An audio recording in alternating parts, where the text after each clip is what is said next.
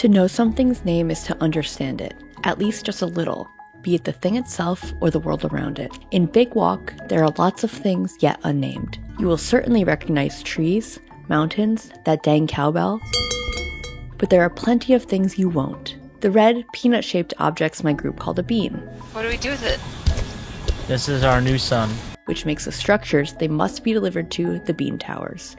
To us, the growing underground tunnel system is the backrooms, and the glowing medicine balls that light past throughout the world are simply orbs. But not to be confused with the big orb, a mysterious and ominous structure looming in the distance.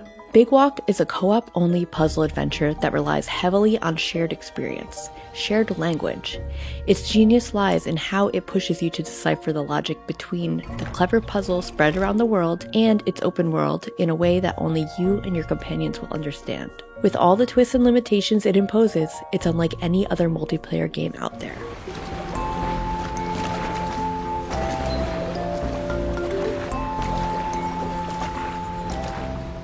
Big Walk is a puzzle game, and the puzzle is communication. Everyone is initially dropped into a playground of sorts with some colorful, block-like structures to climb on, light switches to flip, and your controls pinned up as posters. I called this place home. Crucially, you are given no objective. We fiddle about with the buttons, obnoxiously playing the cowbell. We test our movement options, mostly arm gestures, by looking at our shadows. Eventually, we head out into a lifelike world with lush foliage and waves breaking on the beach.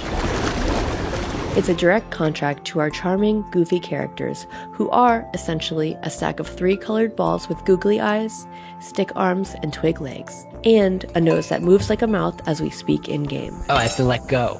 Oh, yeah. When someone asked what we're supposed to do, what the objective of the game was, I couldn't really answer, and so we walked. But here's what I knew at this point. Big Walk has walking and puzzles. That, and outside of arm flailing or typing out written messages, we can only communicate through proximity-based voice chat. Why'd you say that like you're hiding a body? This means your voice is muffled when you're behind a wall and echoes when you're in a vast tunnel. I dropped my photos, but the radio didn't. If someone wanders too far off, I can no longer hear them.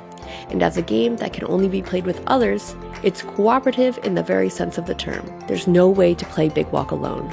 It supports up to 12 players with different settings for different size groups. 2, 3, or 4 plus, which adjusts puzzles slightly to suit the number of people in a session. Big Walk cleverly takes advantage of the essential limitation of proximity chat, and it wouldn't be the same without it. You see it in the distance? I do. Wait, yeah, let's go check that out. It's really weird. Let's check it out. Venturing out, my group of 3 walks together along desert terrain and up a cliffside until we find a button on a platform.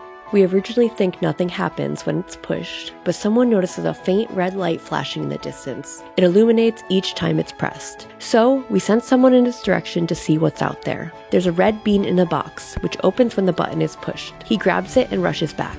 No one knows what to do with it, but it seems important, so we hold on to it. Or, we try our best until someone drops it while falling off a cliff.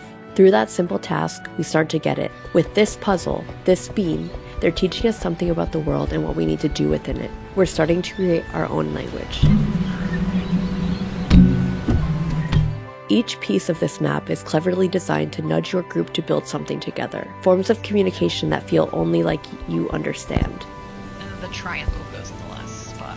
We keep walking, keep exploring, and finding puzzles that require real teamwork and continue to build our language. My group played in several sessions across a few days.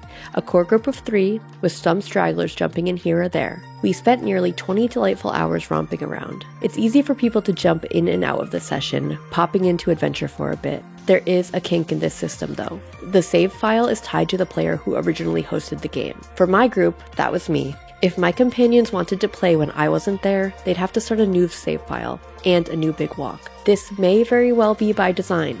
Developer House wants a group to stick together, but I felt bad when someone wanted to play and I couldn't. Let's go! Yay, we did it! Yay! Teamwork! Big Walk's world runs on a day-night cycle, with sun-soaked days and pitch-dark nights. And, in the latter, a different kind of communication is built. Do you know where you're going, Nicole? Early on, my friend Riley dropped our only flashlight off a cliff. Immediately after I accidentally kicked our walkie-talkie down the same one. Oh. We spent a not insignificant amount of time looking for our tools because, without them, we would easily lose each other in the dead of night. Even more so when looking for Riley, who got stuck in a hole while searching for our gear. Oh no. How do I get out? Can I grab your hand? Perhaps in another game, losing your tools or falling in a ditch would be frustrating. Not so here. While movements can be finicky at times, and you will briefly get stuck in spots, Big Walk felt even more impactful when things were going very, very wrong. We spent plenty of time doing Big Walk's actual puzzles, which are scattered around the map and usually embedded in big, brightly colored structures. The green horror movie house, an orange coliseum, a blue soundstage. Some of them are relatively easy, like throwing an orb into a basketball hoop multiple times. Yeah, yo! Or playing a game of telephone to identify a specific sequence of shapes or buttons to push. But there are mechanical challenges as well, ones that require platforming and precise movement or throws.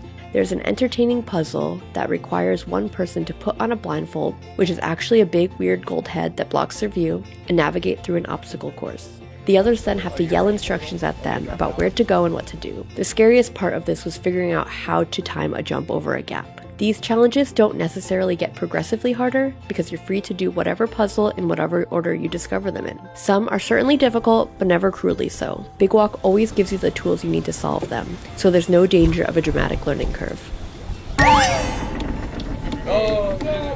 One particularly inventive puzzle had my friend Chris locked in a soundproof room while trying to relay little musical jingles to us so that we could match that to stereos playing the corresponding melodies. Another forced us to split up onto 3 platforms that were pretty far away from each other and correctly time a synchronized button push. There are a couple puzzles with similar ideas, and the problem was often that we only had 2 walkie-talkies amongst us. So we used our laser pointer to signify a countdown or our arms to send a silent message. Little by little, we created a sort of body language cipher to help solve matching puzzles and timing-based challenges alike. And it was a thrill to naturally develop our own system of visual cues. Each of these puzzles rewards us with another red bean that we have to take care of as we bring it back to our bean tower for deposit. Nice catch. Oh, you caught it. Once you found enough of the beans for a given tower, you get a special key to unlock something new and helpful. Stuff you otherwise couldn't figure out how to operate, like a stalled train or an island-spanning chairlift. And, in this progression, Big Walk further embeds the ethos that the discoveries are yours to make. Look at all the... What? Hold hands. Big Walk's puzzles are always sharp and always fun. The use of proximity chat makes the process of solving them feel special in a way that I haven't experienced in a game for a long time. Flares so we can find each other again. Yep. Yay. Despite the recent wave of co-op games with an emphasis on hanging out with your friends, it feels so new to play in this particular way, as if we were all physically in this virtual space together. Video games often make us feel like superheroes, like the world revolves around our individual characters. In Big Walk, the relationships and language are that superpower, and the world doesn't revolve around me, but us. So much of Big Walk's fun is found in the spaces between the puzzles too. One of my favorite moments was this time Riley and I wandered away from Chris to go gallivanting in nature without care. This would not have been a big deal if Riley and I did not have both walkie-talkies. Notoriously bad at navigating, we got wildly lost. Even more so after we tumbled down the mountains once again. We were lost for nearly an hour, maybe longer. We went to the train to honk its horn. We tried to follow the coastline, then the train line itself, to make our way back to the place where we first realized we'd lost Chris. Then, a flare shot up in the distance. We walked toward the sound and eventually the direction of the green hue the blast gave off. That's where we found him, at a bean puzzle, firing off flares. Eventually, we sent Chris off to follow the curve of the flare and the bean that was waiting at the end of it, like a pot of gold at the end of a rainbow. Riley and I certainly couldn't have been trusted to go find it. I spent a lot of time playing Big Walk over the last week, but I also spent a lot of time thinking about it and talking about it with the folks I played with. I'm thinking a lot about names and the power they hold. In the book Braiding Sweetgrass, Indigenous Wisdom, Scientific Knowledge, and the Teaching of Plants, author and scientist Robin Wall Kimmerer writes that names are how we, as humans, build relationships with each other and the living world. She muses on what it might be like to not know the names of things around you. Kimmerer writes, I think it would be a little scary and disorienting, like being lost in a foreign city where you can't read the street signs. Big Walk's opening feels a little bit like that. Its island is not yet a place with which we built a relationship or developed a language. The moment you understand this, Big Walk changes. And what a special thing it is to name this world with friends. You should try it.